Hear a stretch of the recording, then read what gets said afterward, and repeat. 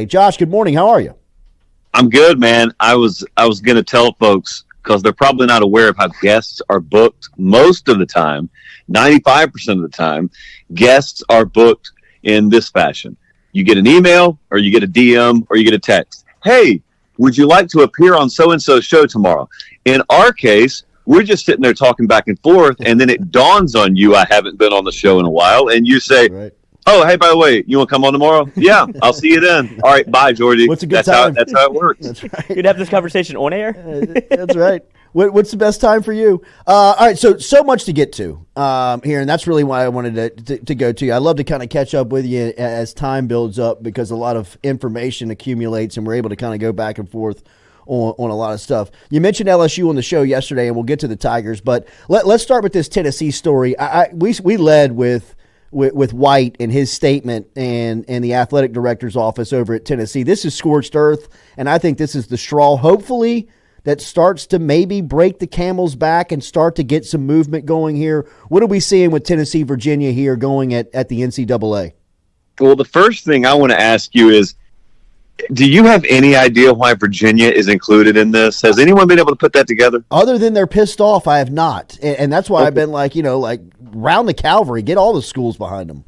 Yeah, it's crazy. It's like, I don't know. So I take your point. So my view on this has been, I can't believe Michigan didn't go at it with this approach. Not with the Stallion stuff. I mean, the stuff before, when they tried to come after Harbaugh. I can't believe Michigan, from an administrative standpoint, wasn't more forceful. And Tennessee is being forceful. And the first response I heard from a lot of people when they were so forceful in their reaction was, well, of course Tennessee's saying this. Of course they say they didn't do anything wrong.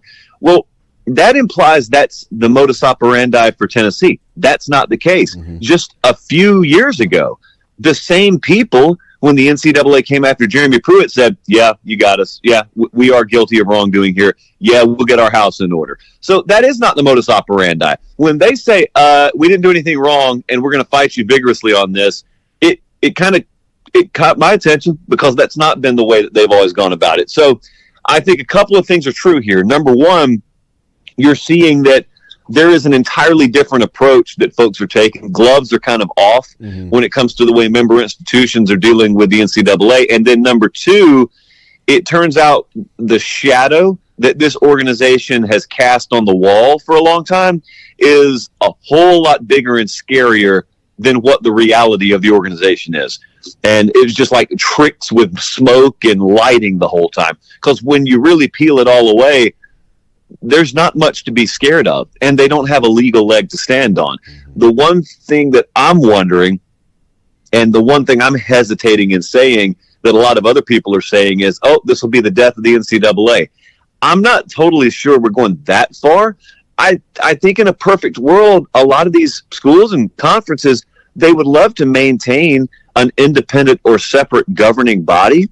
They would just love for them to act like they know what they're doing and to stay in their lane. And the one other thing that I keep having the legal types tell me, Jordy, is liability plays a big factor here. Like the purpose of the NCAA that no fans really notice is liability.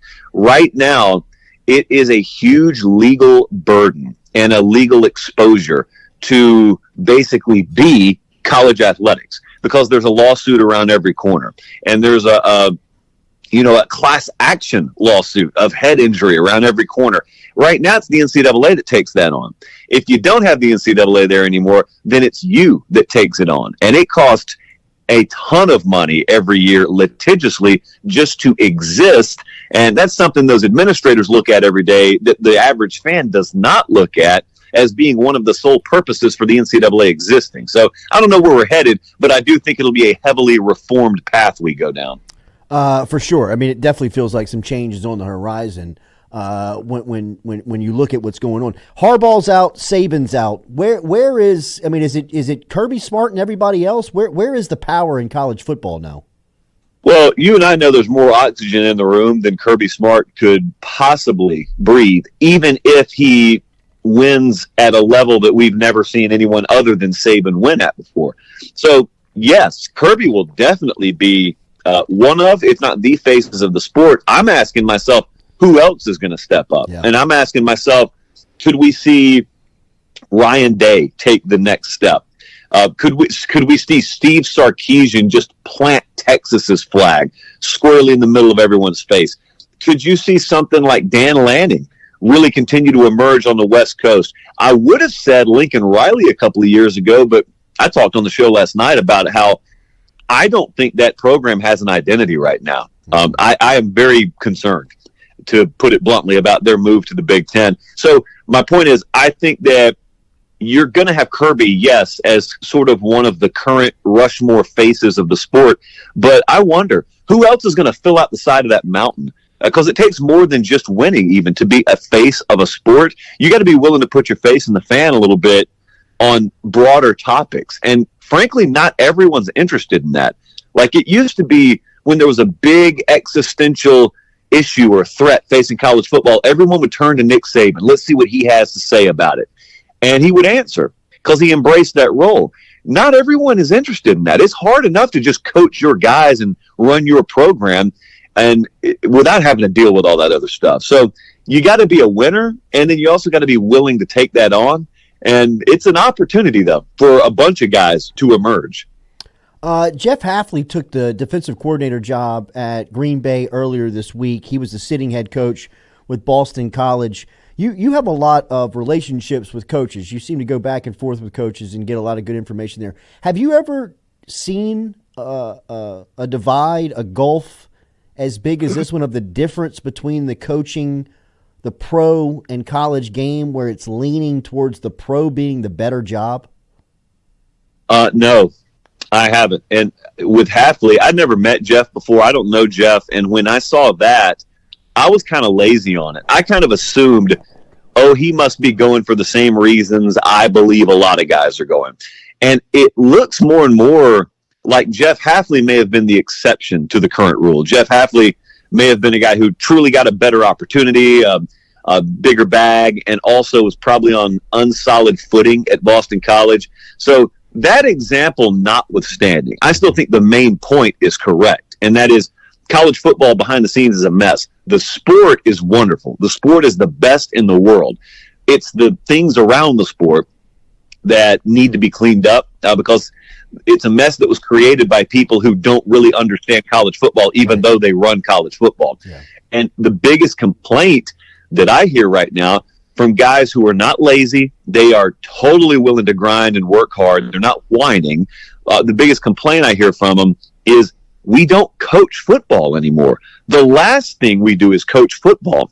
We're tasked with doing 37 other things that are a byproduct of the current broken structure of this sport, NIL included, that should not be in the job description of a college football coach. Mm-hmm. And not only is that bad for obvious reasons, but also, when do you grow? I mean, the way you grow doing anything is you do that thing. How do you increase and flex and grow your football acumen? Where are the new ideas? I mean, how are you pumping life into the game when guys are they're basically coaching football in the time they have left after they do everything else? It's not a sustainable model. And you're right. Guys look at the NFL and say, it's almost like somewhere I go to alleviate a lot of my problems, to ease up my schedule. I know the common non-football fan looks and says, well, of course guys want to go to the NFL. It's the top of the food chain. That's not always been the way it's looked at by coaches. There are a lot of coaches who view college as the top of the food chain. There are a lot of fans like me who view college as the top of the football food chain. But it's not that easy. You got to have the structure of the sport in a proper proportion. The NFL gets it because the letters NFL mean something. There is a league office. There's a governing body. The letters CFB mean nothing more than a sport that's beautiful on the inside but broken on the outside right now. Josh, LSU just hired Austin Thomas back here to Baton Rouge. They took him away from Ole Miss. He was the general manager of Kiffin's program and has been brought back with a lot of personnel responsibility and going to be put in a real executive position of LSU football. How have you seen those spots develop on staffs over the last, let's say, decade? And what do those spots mean? What is the purpose of those roles? Because you've seen Kiffin act pretty quickly to fill the role. You saw DeBoer bring down a pretty heavy hitter to Tuscaloosa, and obviously LSU put a lot of finances and pressure on this situation by bringing Thomas over. So I don't know if I ever spoke to you about this, but there was a time, it was like when I first had come to CBS and 24/7 and we first started doing Late Kick here, one of the first segments I ever did was talking about how NIL at the time was still new and the portal and the way it was evolving was still new. And I did a segment where I talked about how I think general manager is going to be a spot that exists in college football in every athletic department moving forward. So this guy hits me up and called me a hot take artist and said that I was trying to professionalize football because that's me, Mr. Sunday. I just dabble in Saturday. So I explained my reasoning. Well, of course, now everyone's got one. And if you don't call him a GM, he's still a GM. Yeah. And now the roles differ. Some guys are truly overseeing football ops, player personnel, etc., whereas other GMs in college football are essentially, cap masters. They're just tasked with looking at a payroll, but they've all got them. And I think it's evolved because of the nature of what the sport is and the structure. And I also think there are a lot of people who are now in college football because there are jobs in college football that used to not exist. Now, you can like that or not like that, but that is what it is. But so you mentioned DeBoer there for a second, and we don't have time for this, but I will just drop this on you. You know how forever in the South, there's been that saying, you don't out-scheme people on Saturday in the SEC. It's the players that win. You got to go get the players, and the players win. And that's been something that's pumped into all of our heads because it's been true.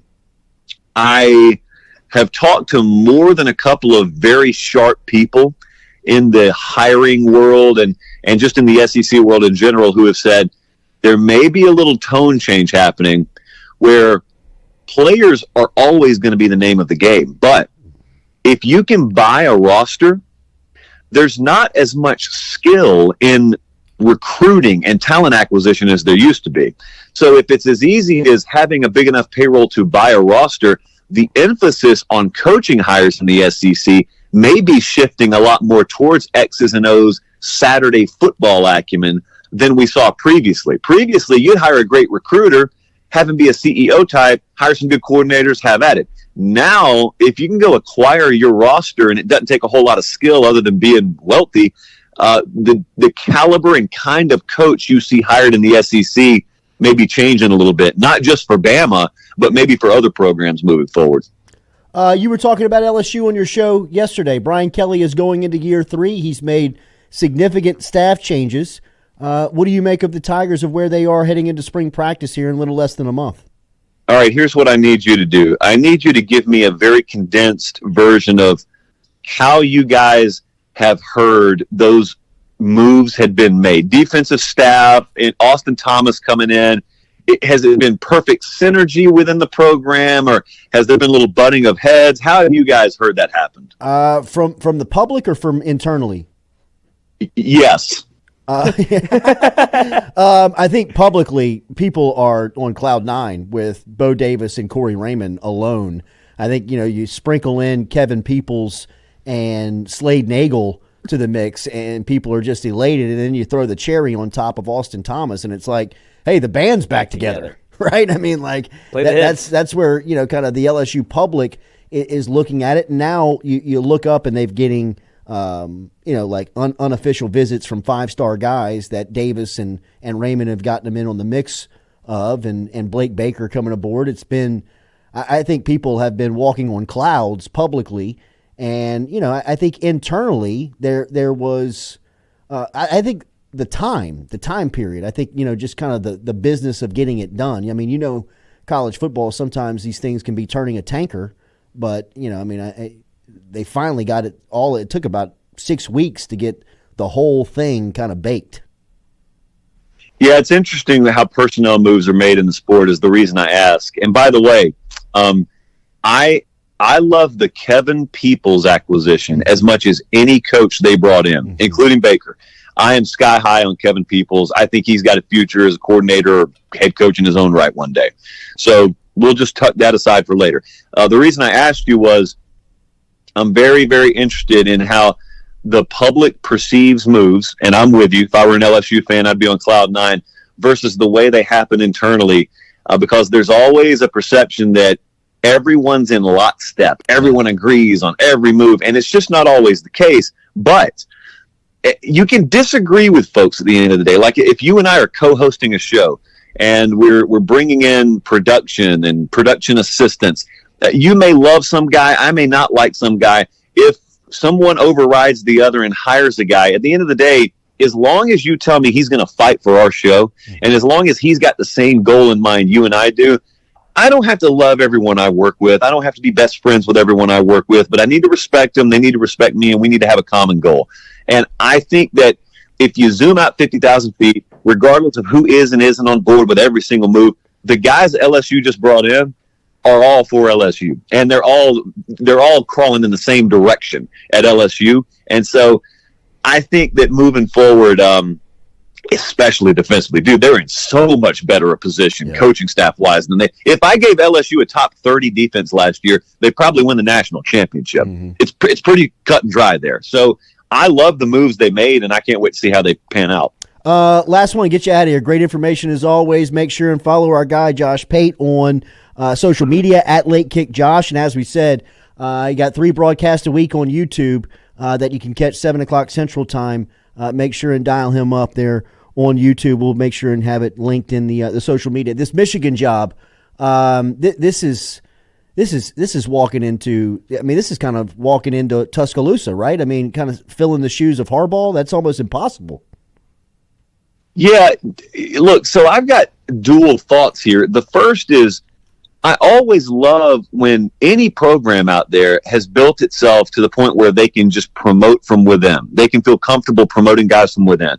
I'm a believer in that because it's normally a signal of a rock-solid culture.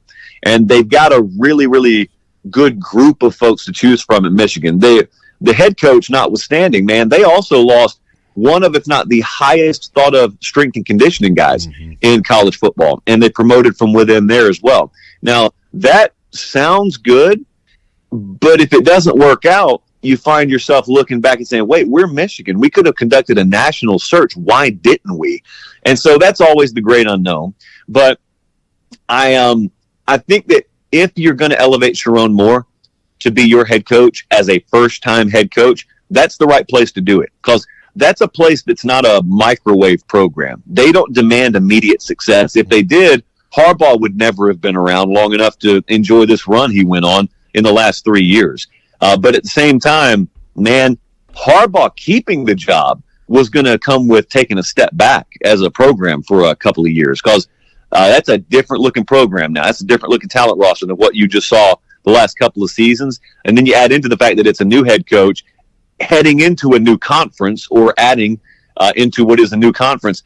I think, I just hope for his sake the expectation level is realistic, and because that is Michigan, but it's not Michigan just copy paste from last year and the year before. That's got to turn into his program.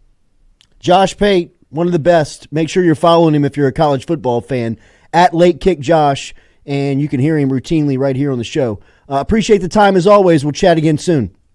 I appreciate it, brother.